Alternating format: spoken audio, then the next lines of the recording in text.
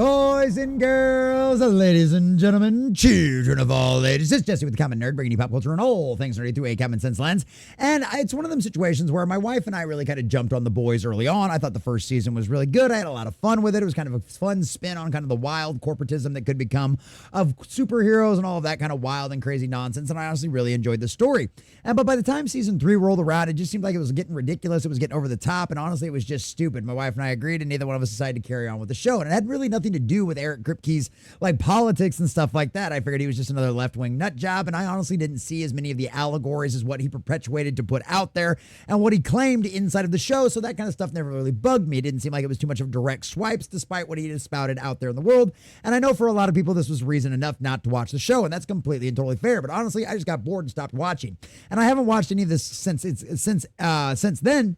And I certainly haven't watched any of the spinoffs afterwards out there, and especially considering Eric just continues to go more and more insane as things go on out there, I certainly have no desire to support any of his future works out there. Well, boys and girls, ladies and gentlemen, and another continuation that proves that Eric has moved far beyond allegory, insinuation, and maybe some slight references to certain people. And now they are just out there flat out responding and calling out specific names in their shows. And considering what's been going on over the last couple of weeks and the kind of violence that we have seen perpetuated in our culture, this is certainly not a good look for Amazon or Jeff Bezos.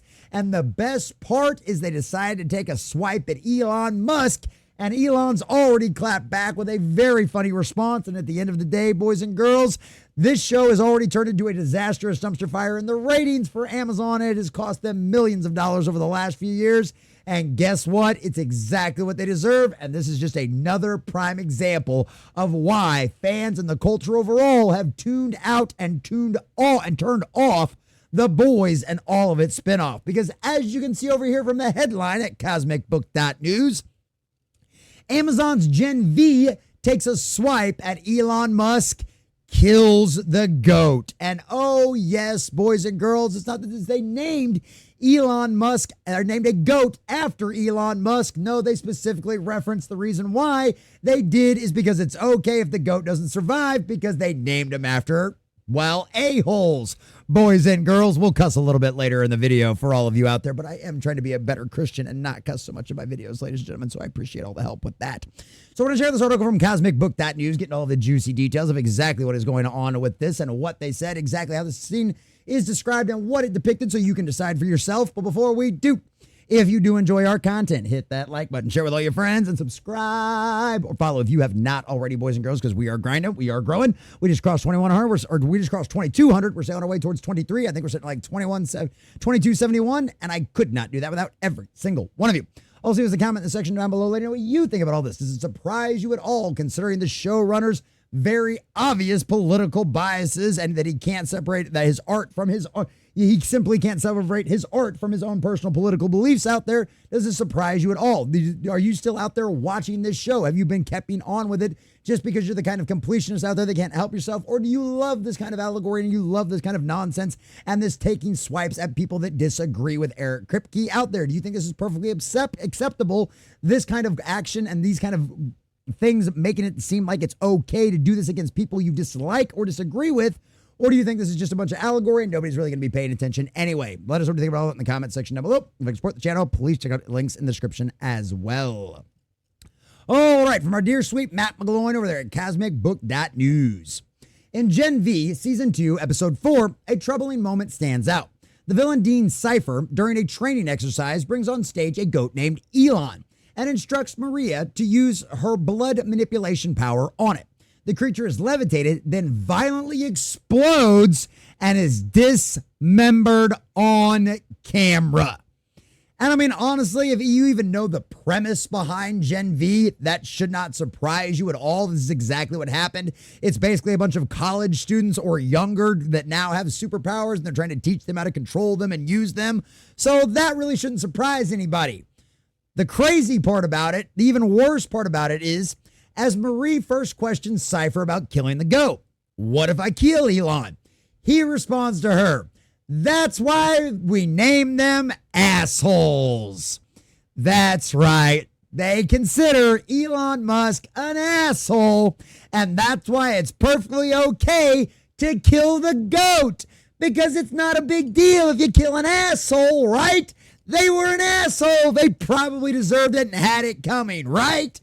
Clearly, that is the expression. Clearly, that is the sentiment that G and V is trying to push and making it okay for all of the little psychopaths out there to justify any actions they take against Elon Musk. Because why does it matter? He's just an asshole after all. Yeah, so is Charlie Kirk, according to these people. An ex-user raised alarm over the scene, writing, "Why is Amazon Prime allowing content that incites violence towards Elon Musk?" In Gen V Season 2, Episode 4, there's a disturbing scene where the villain, Dean Cypher, makes Marie practice her blood powers on a goat named Elon Musk. Eventually, the goat explodes. Now, the problem isn't just the gore. Gen V and the boys are always violent. Oh, yeah. I mean, you remember the scene where somebody jumps up somebody's rear end in the show? Wow. The real issue is the choice to name the goat Elon Musk.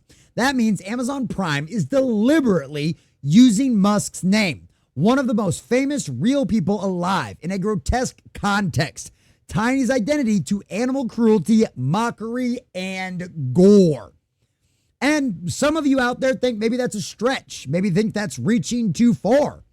But at the end of the day, all we're doing is holding them to their own standards, right? These are the standards that they set. These are the rules that they set, right? How many times have they told us words were violence, silence was violence, not supporting a cause that the cult was telling you is the new hot thing?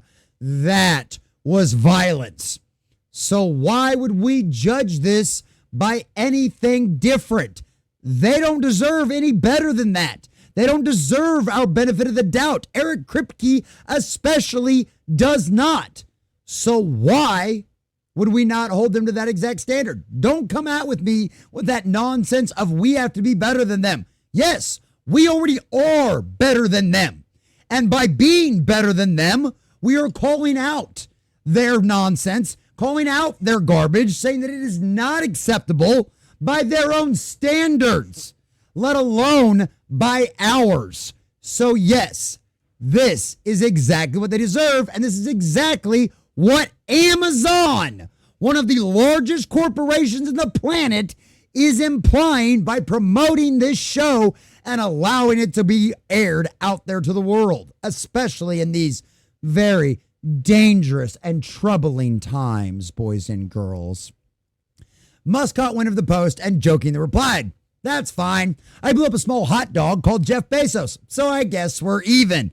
And honestly, if we lived in any other era where we didn't have to deal with all of these insane folks out there that controlled all of these major corporations and all of these major government institutions, all of these power players in the world that decides who gets jobs and who doesn't, what movie or television show happens and what doesn't, what video game gets made and what gets changed about certain video games that are already being made, right? It wouldn't matter. We just laugh at it. We just move on with our lives and go, ha ha, ha, color us shocked there. Stupid, stupid, stupid. But that's not the world we live in. This isn't just a bunch of crazy college kids out there that I used to hear about all the time in the 90s in such a dismissive way. No, this is one of the largest corporations out there. Everybody knows Amazon. Everybody knows Amazon Prime. And by virtue, that means Amazon is promoting this to the billions of customers they serve worldwide. How is that acceptable in any polite society out there? We'll find out. It's only a matter of time before Jeff Bezos catches winds of this, if he has not already, especially concerning the fact that Elon Musk said something about it, and you know Jeff is keeping up with what Elon does. Those two are bitter rivals. And so that's the funny part about this. The real question is, what's Amazon going to do about this? Are they going to stay silent? We'll find out. Worth a mention is that Eric Kripke, creator and showrunner of The Boys, who also writes and produces Gen V, has never hidden his political agenda.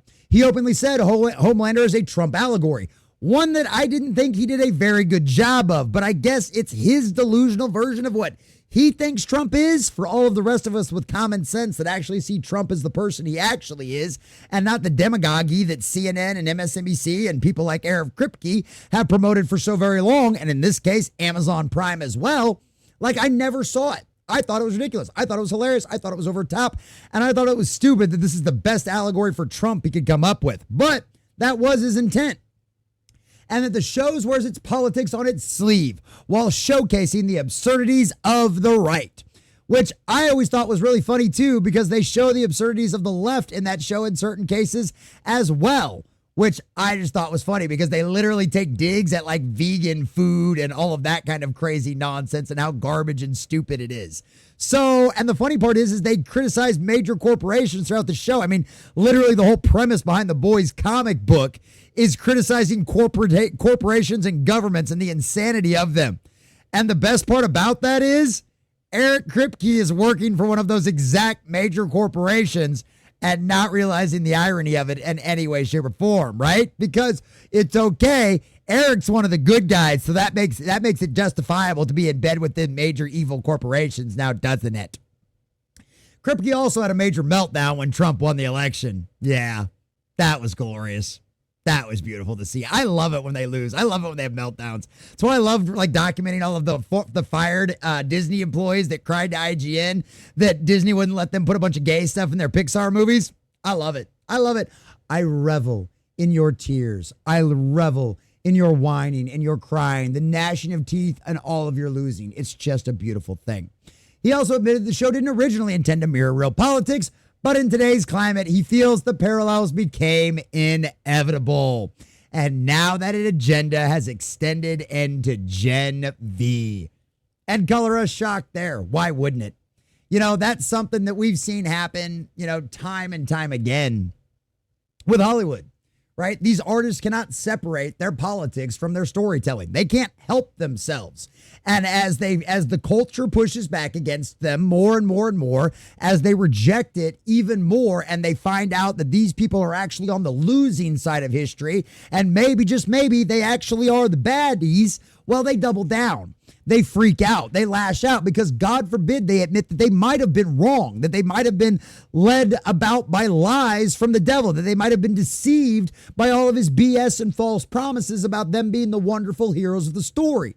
Because it turns out, just like everybody else out there that's ever believed the devil's lies, you are actually the villain. You have been, Eric Kripke, just like so many others out there in Hollywood, you have been nothing more than a pawn of pushing Lucifer's agenda, which his only goal is death and destruction.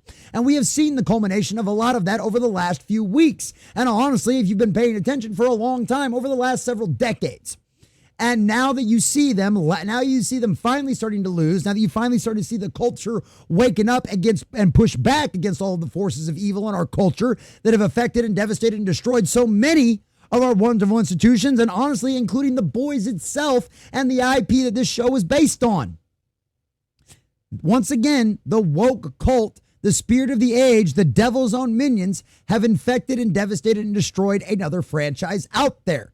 And boys and girls, Eric Kripke is just the latest of psychopaths, of cornered dogs, of monstrous villains out there who refuse to admit defeat.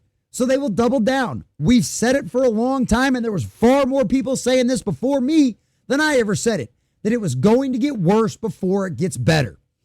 We've seen a lot of that going on over the last few weeks, but it's not just in the lives that we have lost, in the warriors and in the soldiers we have lost against this battle of evil. It's also the propaganda. It's also the shows. It's the people it's the spirit of the age infected or controlled IPs. We've seen them double down. We've seen them go even farther. We've seen them push the agenda even more. And Eric Kripke, in his second season of Gen V, has done exactly that. Because him and Jeff Bezos know better than any of us how bad those ratings are getting, how the future of that spinoff universe is on the chopping block, and it will not exist in a few years over there at Amazon Prime. So what does Eric Kripke do? Does he decide to change his ways, turn things around, and actually make a good quality show that everybody can enjoy? Nope. He doubles down because he's possessed by the spirit of the age, and he is clearly one of those that will walk into hell screaming that God is a bigot and he was right all along. And I don't even think the pineapple in the tailpipe will change his opinion on any of this. And boys and girls, that's just the way it works. And the best part is we get to watch his meltdown live as the culture rejects the evils that he has perpetuated for years. And boys and girls, the cancellation of Gen V and all of the rest of the spinoffs and all of the cancellation we've seen on the potential spinoffs already are exactly what he deserves. Because Kripke, you have clearly danced with the devil. In the pale moonlight, you've bought into all of his lies, and now you are going to get burned for it. The real question is, Jeff Bezos, how many more millions of dollars are you willing to lose on all of this insanity? Because after all, the fans decide, and the fans don't want your propaganda anymore. A big shout out to all of our subscribers and members out there. Thanks for watching, and make sure you guys like and subscribe if you have not already.